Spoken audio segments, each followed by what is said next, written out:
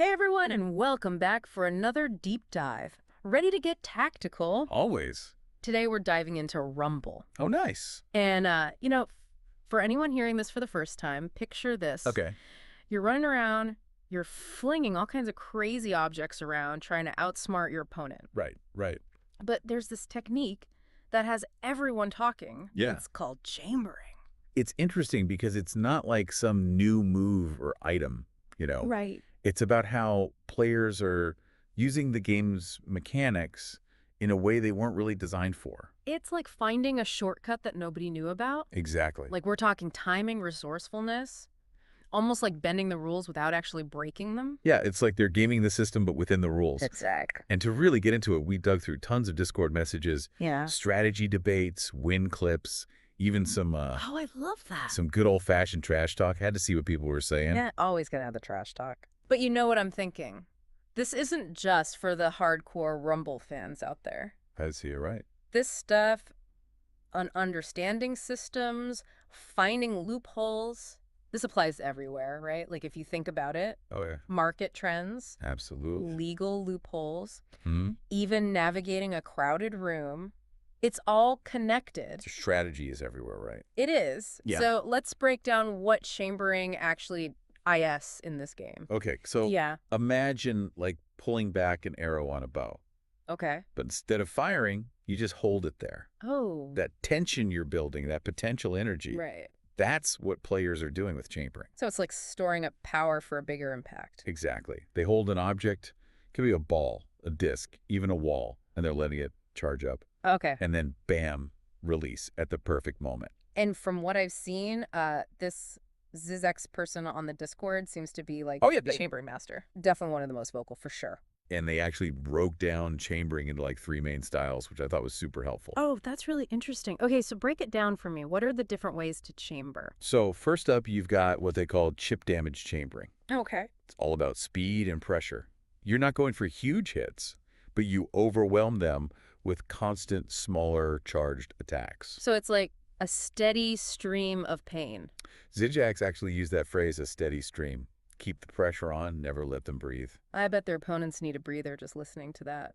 Yeah. Okay, what about the second style? This one we're calling counterattack chambering. Way more reactive, almost defensive. Interesting. Think of it like this. Your opponent throws something at you, and right when they think they've got you, Yeah. you catch their projectile and use that momentum against them. Whoa, so it's like catching a tennis ball on your racket just as your opponent thinks they've won the point. Exactly. You're using their own attacks against them, their timing, their momentum. Super resourceful. That's amazing. Okay, last but not least, hit me with the third style. This is where it gets wild. Okay. Burst damage chambering. Okay. You've got a wall, right, Yeah. just sitting there, but you're charging it up like a spring. Wait, hold on. People are playing pinball with walls now. That's insane. Pretty much. It's like Super Smash Bros. Meets physics class. It's wild. That is wild. So you've got rapid fire jabs, Jedi mind tricks, and a pinball wizard's power shot. This chambering thing is more versatile than I thought. It's a lot to master. But with all this talk of timing and bending the rules, it's got some players wondering, is it too powerful? It's the question, right? Everyone's asking it over on the Discord. Yeah, like, is this even fair? And the best part is even the pros are split on it. Really? Yeah, some people are like, this is broken. It's a bug. I saw that. Gran was really fired up about it. Oh, yeah. Gran's convinced it's an exploit. But then you've got someone like Musical Memoirs who's like, nah, it's all skill. Right. Like Musical Memoirs is saying, anyone complaining just needs to get good. So it's not just about having the tool, it's about how you use it. Exactly. The timing, the setup, how you manage your charge while you're moving around. Yeah. That's the real skill, according to them. Man, it's like high risk, high reward. Totally.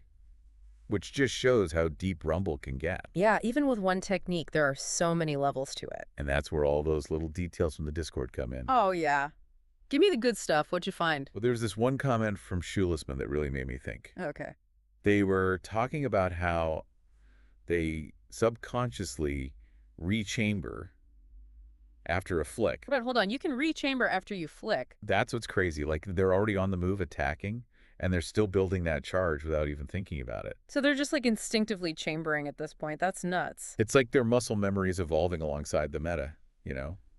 Pretty high skill ceiling there. It's like they're playing a different game at that point. Right. And then there's Zisaks, always with the great analogies. Well, I like their stuff. Yeah, they describe managing chamber like a rechargeable battery. Ooh, I like that. Yeah. Because you're not just holding on to it, you're using it strategically. Right. You're depleting it, recharging it, always thinking about how much juice you have left. Kind of like when I used to play Metroid Prime, you know? Always watching my missile ammo, trying to time those power shots just right. Exactly. It's all connected. You've got to manage that resource carefully. So we've got accidental chamber masters, people treating charge like it's gold. Anything else that shows just how wild this gets. Oh, yeah, definitely. We can't forget about musical memoirs, Bread and Butter Spread. That name. Okay, I have to hear this. What is the bread and butter spread? So picture this. You chamber a wall, but then, right after, you chamber and launch a pillar, too. No, hold on. Two objects at once. Yeah, it's insane. The timing has to be perfect to land both hits. That's like, I don't even know. It's like juggling chainsaws while riding a unicycle on a tightrope. Basically. Mm. And the thing is, people are still experimenting with chambering, right? So it's still evolving. Oh, yeah. Zigzags and others are finding new timings, new setups all the time. It's like this whole secret language is developing and we're just watching it happen. It really is. And it makes you wonder, what happens when everyone's fluent? Everyone fluent in chamber. I mean, what happens then? Does the game just break? That's the big question, right? Like zooming out, it makes you think about game balance in general. Right, because if everyone's suddenly a master chamber, does Rumble just become a game of supercharged wall tennis? It's possible, Mm-hmm. but it could also push players in a whole new direction. Oh, like what? Well, if everyone's chambering, suddenly knowing how to counter it becomes the advantage. Ah, so it's like a whole new skill set to learn. Right, like you got to be able to read their timing, know when to bait out an attack, maybe even techniques specifically to interrupt a chamber. So it's not just about mastering the technique itself. You Yeah. have to master the counterplay. Totally. Like high-level chess, but with exploding furniture. Now that is an esport I would watch. But okay, let's say that happens. Players adapt. They learn the counter strategies. Mm-hmm. What about the developers? Do they just sit back and watch it all go down? Maybe. Or this could be the thing that makes them shake up the game. Really? Oh yeah, like what if they adjust how fast objects charge? Or add new items, new abilities specifically designed around chambering. So one technique discovered by the players, Yeah, it could completely change how the game is made. it's happened before. Mm, And that's what I love about competitive games. for sure. You have these rules, but then the players find ways to bend them, and everyone has to adapt. It's a constant evolution. Exactly. And, we could talk about chambering all day. Oh, definitely. But what stands out to you the most from all of this? I think it's that reminder that no matter how much you think you know, there's always something new to uncover. Always. Whether it's Rumble strategies or anything else, the learning never stops.